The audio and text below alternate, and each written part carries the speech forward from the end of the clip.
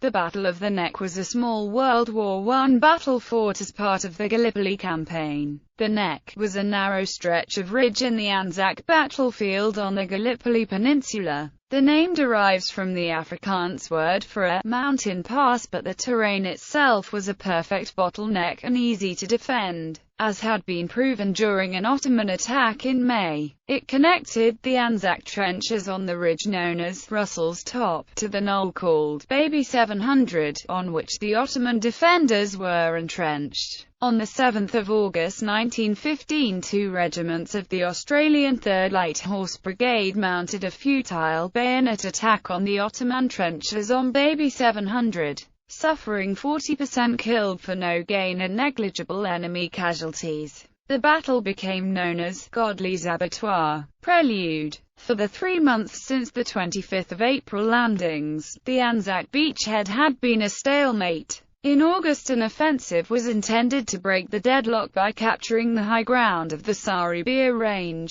and linking the Anzac front with a new landing to the north at Suvla. In addition to the main advance north out of the Anzac perimeter, a number of supporting attacks were planned from the existing trench positions. The attack at the Neck was meant to coincide with an attack by New Zealand troops from Kılıçbayır, which was to be captured during the night. The light horsemen were to attack across the Neck to Baby 700, while the New Zealanders descended from the rear onto Battleship Hill, the next knoll above Baby 700. The 3rd Light Horse Brigade, which was fast commanded by Colonel F.G. Hughes, comprised the 8th, 9th and 10th Light Horse Regiments. Like the other Australian Light Horse and the New Zealand Mounted Rifles regiments, they had been dispatched to Gallipoli in May as infantry reinforcements, leaving their horses in Egypt. Battle. The attack was scheduled to commence at 4:30 a.m. on 7 August. It was to be preceded by a naval bombardment.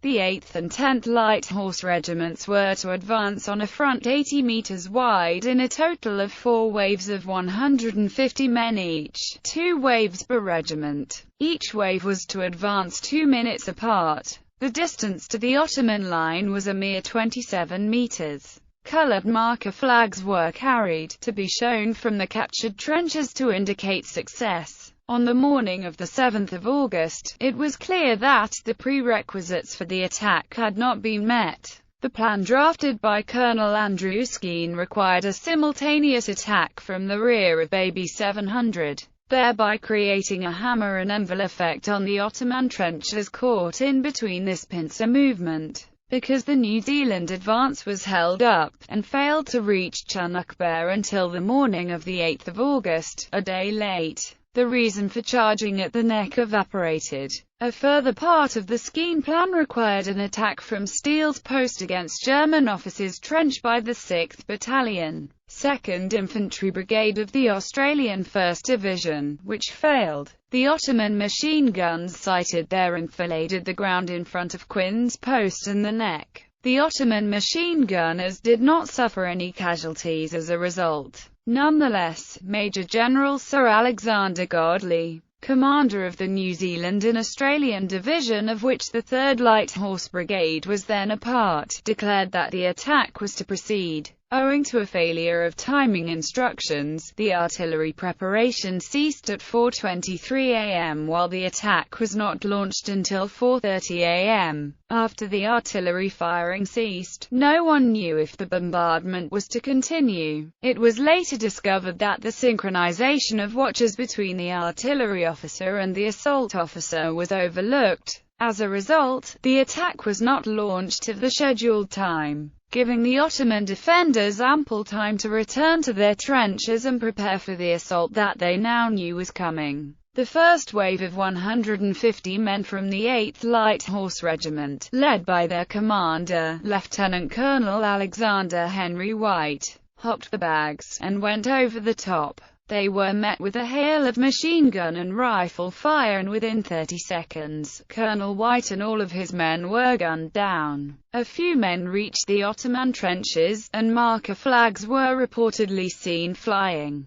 But the men were quickly overwhelmed and shot or bayoneted by the Ottoman defenders. The second wave of 150 followed the first without question 2 minutes later and met the same fate, with almost all the men cut down by heavy rifle and machine gun fire before they got halfway to the Ottoman trench. This was the ultimate tragedy of the Neck, that the attack was not halted after the first wave when it was clear that it was futile. A simultaneous attack by the 2nd Light Horse Regiment at Quinn's post against the Ottoman trench system known as the chessboard was abandoned, after 49 out of the 50 men in the first wave became casualties. In this case, the regiment's commander had not gone in the first wave and so was able to make the decision to cancel. Lieutenant Colonel Noel Brazier, commander of the 10th Light Horse Regiment, attempted to have the third wave cancelled, claiming that the whole thing was nothing but bloody murder. He was unable to find Colonel Hughes, and unable to persuade the brigade major, Colonel John Antill, who had received the reports that marker flags, implying success, had been sighted.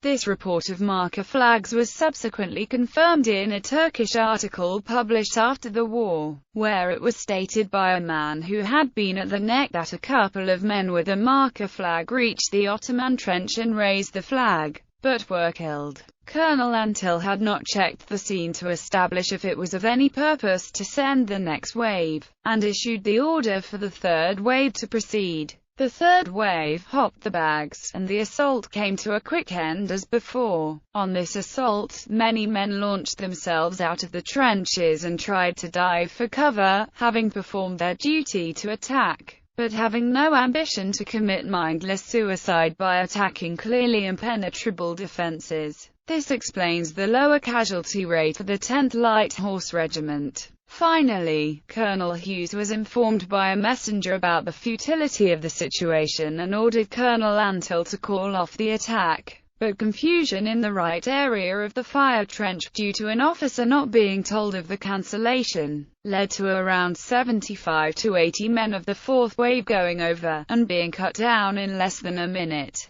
By 4:45 a.m., the ridge was covered with dead and wounded Australian soldiers, most of whom remained where they fell for the duration of the campaign. Aftermath. A further consequence of the failure to call off the attack at the Neck was that a supporting attack by 2 companies of the Royal Welsh Fusiliers was launched from the head of Monash Valley, between Russell's Top and Pope's Hill, against the chessboard trenches. 65 casualties were incurred before the attack was aborted. Of the 600 Australians from the 3rd Light Horse Brigade who took part in the attack, the casualties numbered 372, 234 out of 300 men from the 8th Light Horse Regiment, of whom 154 were killed, and 138 out of the 300 men from the 10th, of whom 80 were killed. The Ottoman losses were negligible but are known to include 8 dead.